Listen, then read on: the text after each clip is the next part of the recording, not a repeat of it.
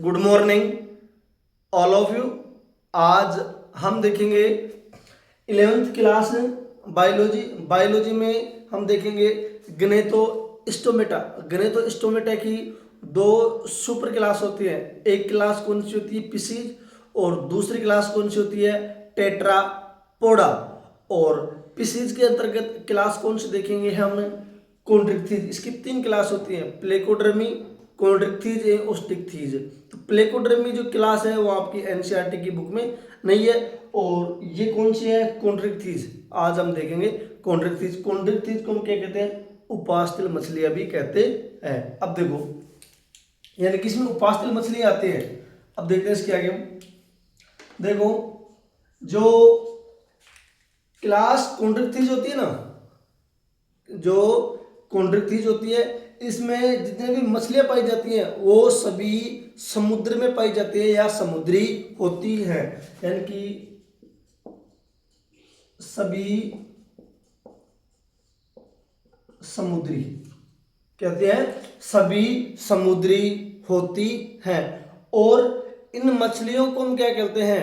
कार्टिलोजिनस fish में शामिल करते हैं। यानी कि उपास्थल मछलियों के अंतर्गत हम इसको क्या करते हैं? इसमें शामिल करते हैं। देखो, कार्टिलोजिनस,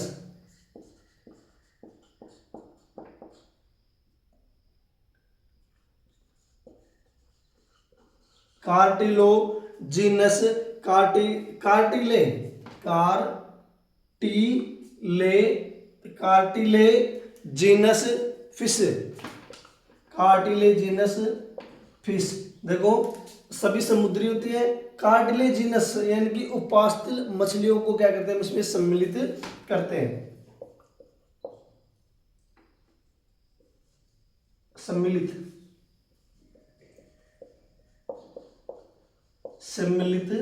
करते हैं। और तीसरा पॉइंट क्या बताएंगे हम? कि इनका जो अंतःकंकाल होता है ना, इनका जो अंतःकंकाल होता है उपास्थियों से मिलकर के बना होता है। देखो, अंतःकंकाल, इनका जो अंतःकंकाल होता है, अंतःकंकाल उपास्थियों से मिलकर बना होता है। उपास्थियों, इनका जो अंतःकंकाल होता है उपास्थियों से मिलकर बना होता है। इनका अंतःकंकाल किससे मिलकर बना होता है? उपास्थियों से मिलकर के बना होता है। इतना समझ में आ गया। अब हम आगे देखते हैं। देखो, इनका अंतःकंकाल उपास्थियों से मिलकर के बना होता है। और हम इसमें देखेंगे, इनमें जो नोटोकोड होती है ना, नोटोकोड जो पृष्ठ रज्जु होती है, आजीवन होती है या चिर स्थायी होती है। देखो, इनमें नोटोकोड आजीवन होती है या चिर स्थायी होती है। नोटोकोड का मतलब पृष्ठ रज्जु, पृष्ठ रज्जु, पृष्ठ रज्जु, पृष्ठ रज्जु आजीवन होती है या चिर स्थायी होती है, या चिर स्थायी होती है। आजीवन होगी या चिर स्थायी होती है। तो समझ में आ गया। यानी कि सभी जो मछलियां होती है समुद्री होती हैं। कार्टिलोजिनस फिश यानी कि इनको उपास्थियों में सम्मिलित करते हैं। कार्टिलोजिनस फिशेज में क्या करते हैं? सम्मिलित करते हैं। इनका अंतःकंकाल उपास्थियों से मिलकर के बना होता है। नोटोकोड पृष्ठ रज्जु यानी कि आजीवन या चिर स्थायी होता है। अब हम आगे देखते हैं। इसमें हम आगे देखेंगे कि इनकी त्वचा पर प्लेकोइड सल्क पाए जाते हैं। यानी कि ये बोलेंगे हम कि इनकी जो त्वचा होती है ना, इनकी त्वचा पर प्लेकोइड सल्कों का बना बाह्यकंकाल पाया जाता है। क्या बोलेंगे? इनकी त्वचा पर प्लेकोइड सल्क का बना बाह्यकंकाल पाया जाता है। देखो, इनकी त्वचा पर, इनकी स्किन पर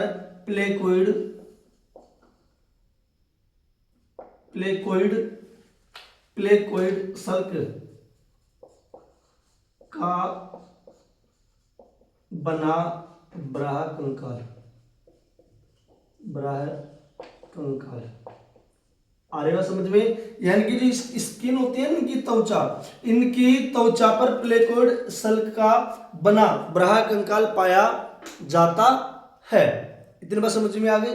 और देखो इनकी त्वचा पर जो प्लेकोइड सल्क का बना ब्राह कंकाल पाया जाता है, तो हम कह सकते हैं कि जो प्लेकोइड सल्क होते हैं ना, प्लेकोइड सल्क, यानी कि इनके दांत प्लेकोइड सल्कों के रूपांतरण से बनते हैं, यानी कि प्लेकोइड सल्क के मॉडिफिकेशन से इनके क्या बनते हैं, दांत बनते हैं एवं पीछे की ओर मुड़ते हुए चले जाते हैं। दोबारा सुन लो, यानी कि सभी जो मछली होती है समुद्री होती हैं, इन मछलियों को कार्टिलेजिनस फिश के अंतर्गत क्या करते हैं, इसको सम्मिलित करते हैं। इनका अंतर कंकाल किसका बना होता है, उपास्थ्यों से। इनका जो अंतर कंकाल किससे मिलकर के बना होता है, उपास्थ्यों से मिलकर के बना होता है। नोटोकोड पृष्ठ जो आजीवन एवं चिरस्थायी होती है, इनकी त्वचा पर प्लेकोइड सल्क का बना ब्राह कंकाल पाया जाता है। अब आगे देखते हैं हम इसके।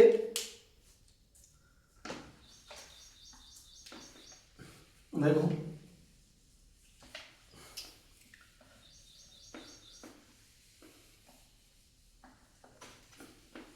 इनके जो दांत होते हैं ना, प्लेकोइड सल्कों के रूपांतरण से बनते हैं।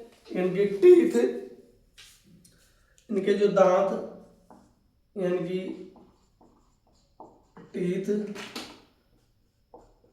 प्लेकोइड सल्क्स के रूपांतरण से बनते हैं या मॉडिफिकेशन से बनते हैं, रूपांतरण से बनते हैं, रूपांतरण से बनते हैं। एवं और क्या होता है, ये पीछे की ओर मुड़ते हुए चले जाते हैं। एवं पीछे की ओर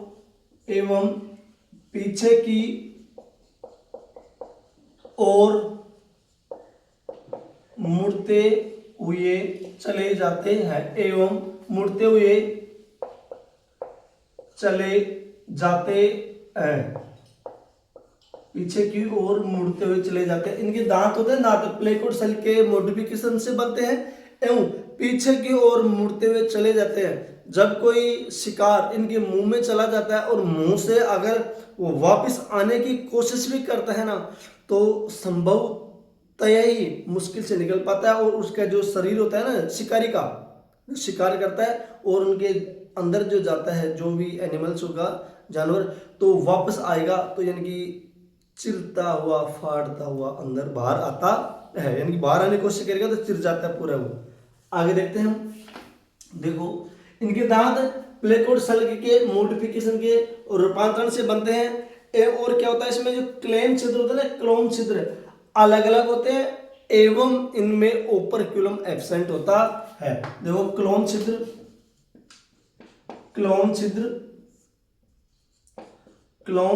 अलग अलग होते हैं, क्लोम छिद्र अलग अलग एवं ओपरक्यूलम एब्सेंट।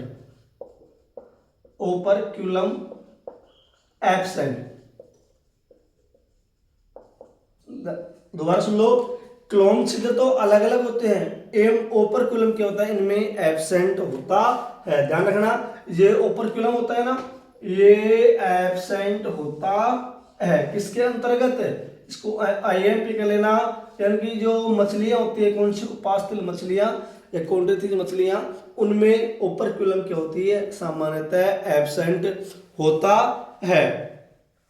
और देखो अब इसमें एक माउथ, इनका क्या होगा, माउथ। देखो इनका जो माउथ होता है, जो माउथ सिर के यानी कि सिर के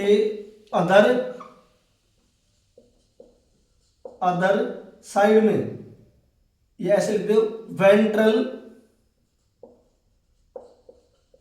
वेंट्रल साइड पर स्थित होता है, वेंट्रल साइड पर स्थित होता है, यानी अदर साइड पर स्थित होता है। देख लो, इसका जो माउथ होता है ना, माउथ सिर के वेंट्रल साइड पर क्या होता है, स्थित होता है। और ध्यान रखना, इसमें जो एयर ब्लेडर होते हैं, जो वायुकोश होते हैं, वो उनकी अनुपस्थिति के कारण डूबने से बचने के लिए लगातार तैरती रहती हैं। क्या बोलेंगे हम? इनकी एयर ब्लेडर इसमें क्या पाए जाते हैं? एयर ब्लेडर यानी कि वायु कोश इसमें अनुपस्थित होता है, यानी कि एयर ब्लेडर, एयर ब्लेडर, ये एयर ब्लेडर यानी कि वायु कोश, वायु कोश क्या होते हैं? इसमें एब्सेंट होते हैं। एयर ब्लेडर इसमें क्या होता है? एब्सेंट। एयर ब्लेडर वायु कोश की अनुपस्थिति के कारण डूबने से बचने के लिए ये क्या करते हैं? लगातार तैरती रहती है। इतनी बात समझ में आ गई? अब आगे देखते हैं हम। देखो इसको मिटा दो। देखो इनके शक्तिशाली जबड़ों पर दांत उपस्थित होते हैं। हम क्या बताएंगे इसके आगे कि इनके जो शक्तिशाली जबड़े होते हैं वहां पर दांत उपस्थित होते हैं। इनकी शक्तिशाली जबड़ों पर दांत उपस्थित होते हैं एवं ये सब मछलियां क्या होती हैं? शिकारी होती है, यानी कि ये अपना भोजन शिकार से बनाती है। इनकी शक्तिशाली जबड़ों पर, शक्तिशाली जबड़ों पर, शक्तिशाली जबड़ों पर, शक्तिशाली जबड़ों पर, शक्तिशाली जबड़ों पर क्या होते हैं? टीथ उपस्थित होते हैं। टीथ उपस्थित, टीथ प्रेजेंट क्या होते हैं? शक्तिशाली जबड़ों पर दांत उपस्थित होते हैं एवं, और क्या बोलते हैं? यानी कि ये सब मछलियां शिकारी होती है एवं ये सब मछलियां, ये सब फिश या मछलियां शिकारी होती हैं। ये सब मछलियां शिकारी होती है। ये सब मछलियां शिकारी होती है। क्या हो गया? ये सब मछलियां शिकारी होते हैं। और ध्यान रखना, नर एवं मादा दोनों अलग अलग होते हैं। आंतरिक निषेचन होता है एवं नर में एक मिथुनांग पाया जाता है, उसका नाम क्या होता है? क्लेस्पर होता है। देखो नर एवं मादा अलग अलग होती है।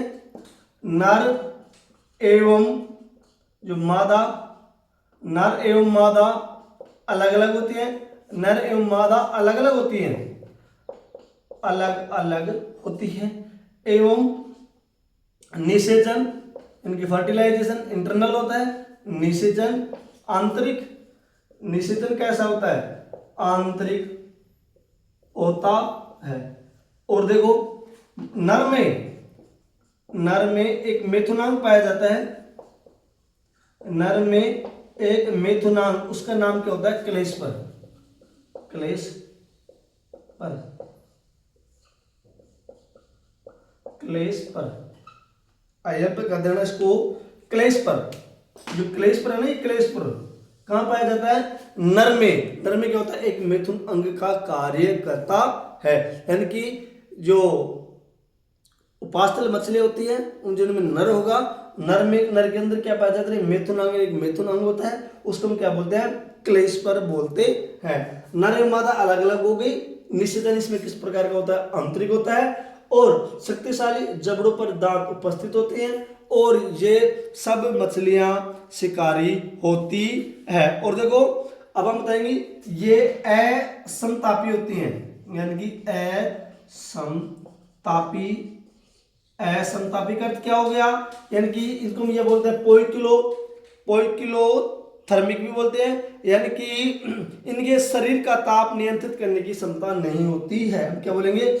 इनमें शरीर का ताप नियंत्रित करने की क्षमता नहीं होती है। देखो इनमें शरीर का